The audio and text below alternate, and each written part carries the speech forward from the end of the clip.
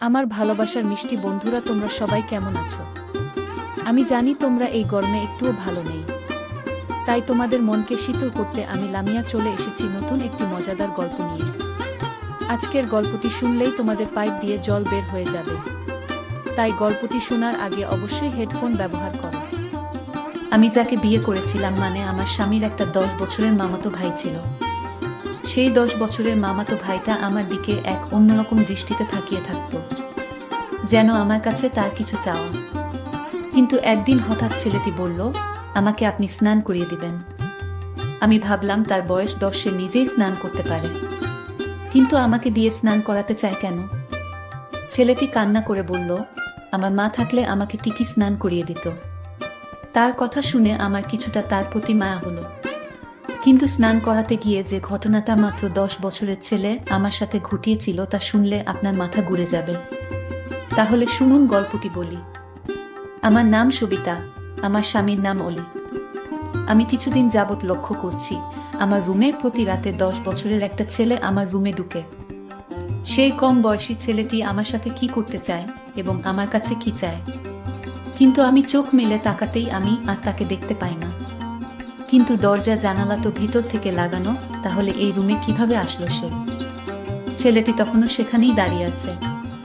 সবিতা ভাবল, কে ছোট বালকটি আমার রুমে কি করছে? সবিতা এই ভেবে তার পিছনে থাকা বেড সুইচটা অন করে এবং যেই সামনে তাকায় দেখে যে তার এখন রুম সম্পূর্ণ খালি, কেউ নেই তার রুমে। কিন্তু একটু আগেই যাকে দেখতে পেল সে কে ছিল তাহলে? ভাবতেই যেন সবিতা খুব ভয় পেয়ে যায়। তার শরীর ঘামতে থাকে। এটা এমনিতেই শীতের মৌসুম। সবিতার কপাল বেয়ে ঘাম পড়তে থাকে। সে ভাবল এটা কোনো ভূতদস্ত। পাশের রুমেই তার বাবা মা ঘুমিয়ে আছে। চিৎকার দিলে হয়তো এখনই উঠে আসবে। কিন্তু সবচেয়ে বড় কথা হচ্ছে, এটা যদি আমার বিভ্রান্তি হয়ে থাকে তাহলে সবাই আমাকে নিয়ে উপহাস করবে। কেননা আমি একজন ডাক্তার। তার কাছে ভূত বলতে কিছুই নেই এখানকার যুগে। আর মাত্র কয়েকদিন পর সে নিজেই নিজের হবু স্বামী অলির সাথে একটা ছোট্ট ক্লিনিক খুলতে যাচ্ছে। অলি নিজেও একজন ডাক্তার। তাদের প্রেম 2 বছর আগে শুরু হয়েছে, যখন তারা মেডিকেলে সেকেন্ড ইয়ার এ পড়ে। সবিতা পড়াশোনায় খুবই তীক্ষ্ণ মেধা সম্পন্ন ছিল, কিন্তু ক্লাসের বাহিরে সে কারোর সাথে একটা কথাও বলতো না। সবসময় যেন মন মরা হয়ে থাকত। কিন্তু অলি মনে মনে সবিতাকে খুব ভালোবাসত। যদিও অনেকবার সবিতা অলিকে রিজেক্ট করে দিয়েছিল, কিন্তু অলি ও ছিল নাছোড়বান্দা। সবিতাকে ভালোই ভেসেই যাচ্ছিল। ফলশ্রুতিতে সব গল্পের শেষের মতো একসময় সবিতা অলির কাছে হেরে যায়। এদিকে বর্তমানে সবিতা রুমে কাউকে না পেয়ে কিছুটা হতভম্ব হয়ে যায়। তাই এতক্ষণ ভাবনার জগতে ডুবেছিল। তার ভাবনার বিচ্ছেদ ঘটে একটা অদ্ভুত রকমের বিড়ালের আওয়াজ। বলে রাখা ভালো, এই বিড়ালটা 10 বছরের ছেলেটি আমার রুমে বিড়াল ছেড়ে দিয়েছিল, আমাকে হয়তো ভয় দেখানোর জন্য। এর মাধ্যমে ঘাড় ঘুরিয়ে একটু নিচে তাকাতেই দেখলো কালো রঙের একটা বিড়াল সবিতার দিকে তাকিয়ে আছে। সবিতা বুঝতে পারছিল কিছুটা এটা 10 বছরের ছেলের কাজ, কিন্তু কেন সে আমার সাথে এরকম ভয় দেখানোর চেষ্টা করে? অবশ্যই এর পিছনে কোনো রহস্য আছে। আমি ভয় পেয়ে গেলাম বিড়ালটি দেখে। আমি ভয় পেয়ে দৌড়ে মা বাবাকে পাওয়ায় 2 হাত দিয়ে জড়িয়ে ধরি আমি। মা কি হয়েছে জানতে চাইলে আমি সবকিছু বলি। মা বাবা দুইজনই সবিতার রুম দেখার জন্য আসে, কিন্তু তারা সেই ছেলেটি কিংবা সেই বিড়ালটি কোনোটিকে খুঁজে পায় না। জানালাও লাগানো। তাই তারা এক প্রকার নিশ্চিত হয়ে যায় যে তাদের মেয়ে দুঃস্বপ্ন দেখেছে। মা বাবা আমাকে বুঝিয়ে চলে গেল। রুমে শুধু বসে রইলাম আমি। চারদিকে আবার নিজের 2 চোখ বুলিয়ে নিল। মন দিয়ে সবকিছু দেখতে লাগলো। সবিতা নিজেও বুঝে নিল যে এটা শুধু তার দুঃস্বপ্ন ছাড়া কিছুই ছিল না। তাই সে নির্বিঘ্নে আবার শুয়ে পড়ল। পরের দিন সকালে সবিতার ঘুম ভাঙল অলি এর ফোনে। এটা যেন এখন রুটিন হয়ে গেছে। রোজ সকালে সবিতার ঘুম ভাঙানোর দায়িত্বটা যেন অলি নিজেই নিয়েছে। সবিতা পাশে থাকা ফোনটা তুলতেই অলি বলতে লাগলো, কি করো তুমি? এই তো বিছানায় শুয়ে শুয়ে চাঁদ দেখি। এই তোমাদের বাসার ছাদ ফুটো হয়ে গেছে নাকি? না হলে বিছানায় বসে চাঁদ কিভাবে দেখো? আরে বোকা, আমি তো মজা করেছি। তাছাড়া এই দিনের বেলায় চাঁদ কোথায় পাবো আমি? ওহ তাই তো, থাক, আর হাসতে হবে না। কি বলবে বলো, আমার ফ্রেশ হতে হবে। চলো না, আজ আমরা দেখা করি। কতদিন হয়ে গেল দেখা করি না। দেখা হলে গল্প করতে পারবো, মনটা হালকা হবে। শুধু ফোনে কথা বলে সময় পার করে দিই। পরশু দিন ও তো দেখা করলাম, আর আগামীকাল কালই তো আমাদের বিয়ে। ওহ, বুঝেছি। আমি কি বুঝাতে চেয়েছি তুমি বুঝে ফেলেছ। ঠিক আছে, আসবো। এখন বাই। বলেই সবিতা ফোনটা কেটে দিল। ফ্রেশ হয়ে খাবার খেয়ে নিয়ে বেরিয়ে পড়ল, যেখানে অলি আর সবিতা রোজ দেখা করে আসছে। সবিতাদের কোনো গাড়ি নেই, তাই সবিতা রিক্সা ব্যবহার করছে। পার্কের সামনে নামতেই দেখে অলি দাঁড়িয়ে আছে। দুইজনে মিলে ভিতরে গিয়ে বসে গল্পগুজব করছে। হঠাৎ করে সবিতা নিজের ভিতর কিছুটা অস্থিরতা অনুভব করতে থাকে। নিজের ভালোবাসার মানুষ, নিজের হবু স্বামীর সাথে সদ্য হাসি খুশি করা মেয়েটা যেন নিমেষেই কিছুটা অস্থিরতা অনুভব করছে। এই অস্থিরতা কিসের চাইতেও যেন মনে করতে পারছে না সবিতা। অলি সবিতার এই দিকটা খুব ভালোভাবে লক্ষ্য করল। সে কিছুই না বলে শুধু সবিতার এমন দশা দেখে যাচ্ছে। হঠাৎ একজন পথ ভিক্ষুক এসে অলি এর সামনে বলল, স্যার গো, কয়টা টাকা দেন? আজ 2 দিন ধইরা কিছু খাই না। অলি নিজের মানিব্যাগ থেকে 100 টাকার একটা নোট বের করে দেয়। কিন্তু এদিকে সবিতার সামনে দাঁড়িয়ে থাকা এই লোকটিকে এক নজরে দেখেই যাচ্ছে। তার যেন চোখের পাতা পড়ছেই না, মনে হচ্ছে সবিতা যেন এই লোকটিকে কত না দিন ধরে চিনে। কিন্তু সবিতার চোখে এই লোকটি 10 বছরের ছেলে, আর অলির চোখে 7 বছরের বুড়ো।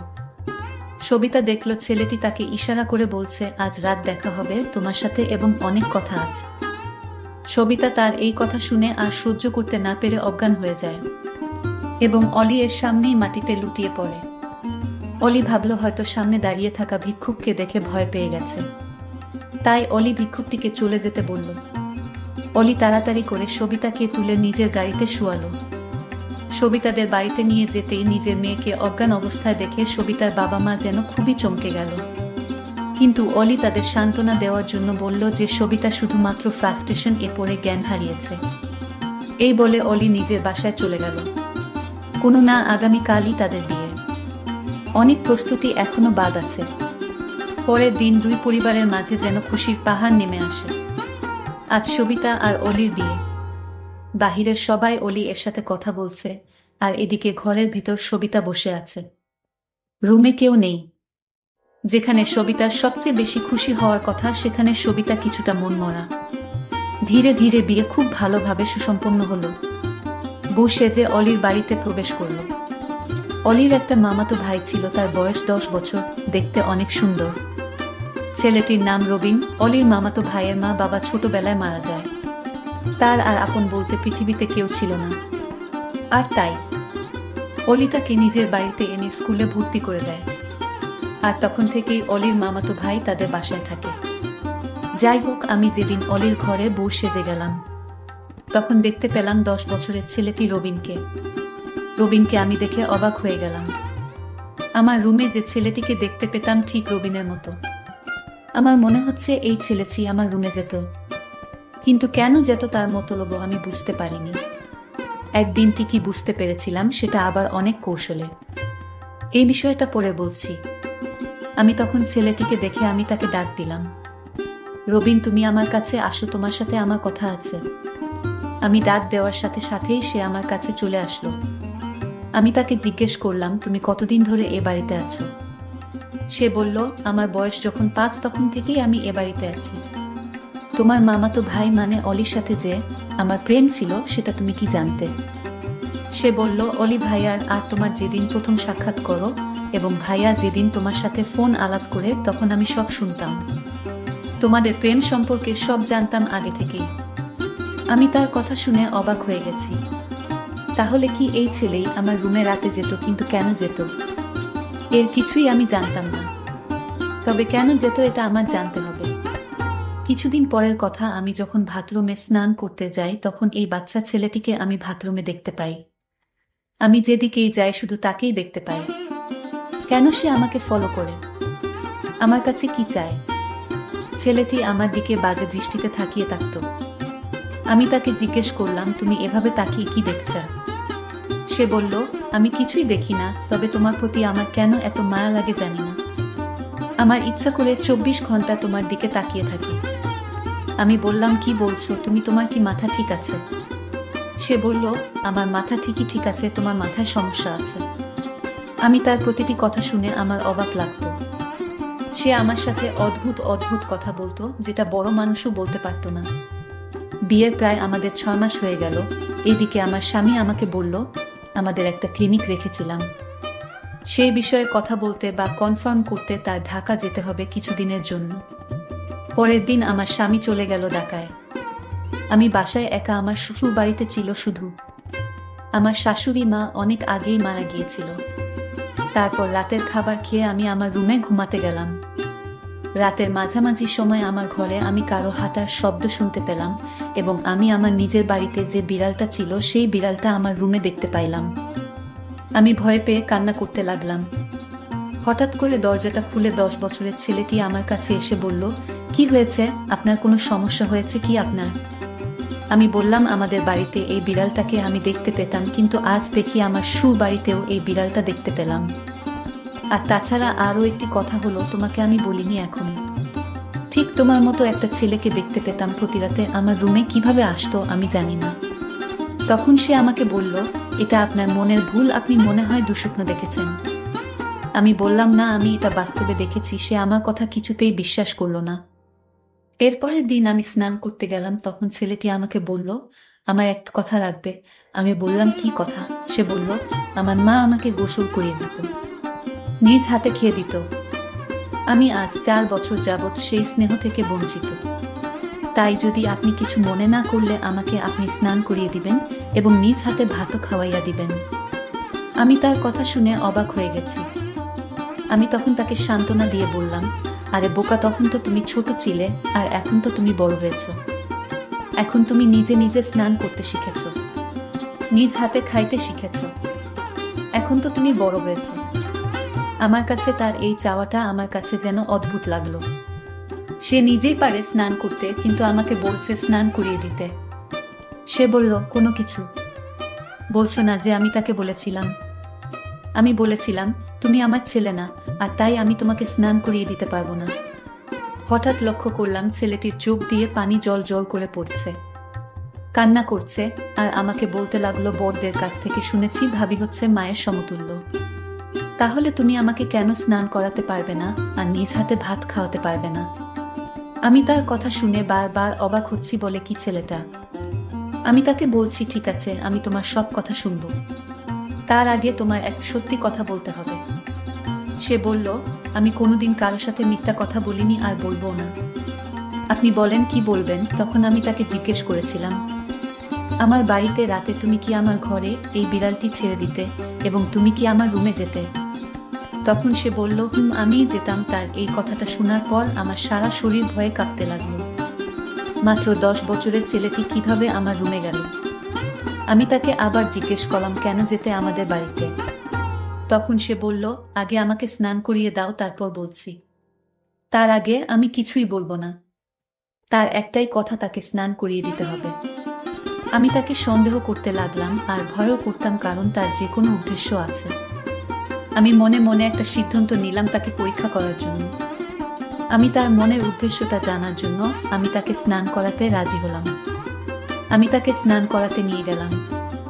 স্নান করার সময় সে কান্না করতে লাগলো আর বলতে লাগলো, আমার মা বেঁচে থাকলে হয়তো তোমার মতো এভাবেই স্নান করিয়ে দিত।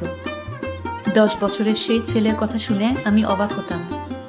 ঠিক আছে, আজ তো তোমায় স্নান করিয়ে দিলাম, তোমার কথা রাখলাম, এখন বলো, এই বিড়াল এবং আমার ঘরে তুমি কিভাবে যেতে? তখন সে যে কথাটা বলল তা শুনে আমার মনে হলো আমার দম বন্ধ হয়ে আসছে।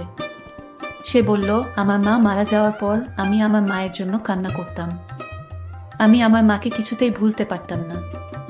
আমার মায়ের মুখখানা সবসময় চোখে ভেসে উঠত। আমার রাতে ঘুম আসতো না। আমি মামার কোনো কথা শুনতাম না। আমি এদিক সেদিক চলে যেতাম। তখন মামা আমাকে একজন সাধু বাবার কাছে নিয়ে চলে। সাধু বাবা আমায় দেখে বলল, এই ছেলের তার মায়ের জন্য পাগল। সে যদি তার মাকে দেখতে না পায় তাহলে কিছুদিনের ভিতরে পাগল হয়ে যাবে। মামা বলল, তাহলে এখন উপায় কি? সাধু বাবা তখন বলল, ওকে আমি একটা পোষা বিড়াল দিব, আর এই বিড়ালটি যার ঘরে থাকবে সেই ঘরে অবিবাহিত মেয়েটিকে সে তার মায়ের মতো দেখতে পাবে। সাধু বাবা তখন আমার মামাকে এই বিড়ালটি দিল এবং বলল যে এই বিড়ালটি যার বাড়িতে রাখবে সেখানেই তার মাকে দেখতে পাবে। মামা তখন এই বিড়ালটি দিয়ে আমায় বলল, আমার সন্তান মানে আমার মামাতো ভাই যাকে বিয়ে করব তার বাড়িতে রেখে আসো। আমি তাই করলাম। এরপর থেকে আপনারা দেখতে মায়ের মতো লাগে, তাই আপনাকে দেখার জন্য আপনার রুমে যেতাম, কারণ আপনি তখন আমার চোখে মায়ের মতো হয়ে গিয়েছিলেন। তাই আপনার মায়া আমি কিছুতেই ভুলতে পারিনি। আর মায়ের কিছুটা অভাব পূরণ করার জন্য আমার মামাতো ভাই আপনাকে বিয়ে করে, কারণ গুণী লোকেরা বলতো ভাবি মায়ের মতোই হয়। আর তাই আপনাকে এ বাড়িতে বিয়ে করে আনা হয়েছে।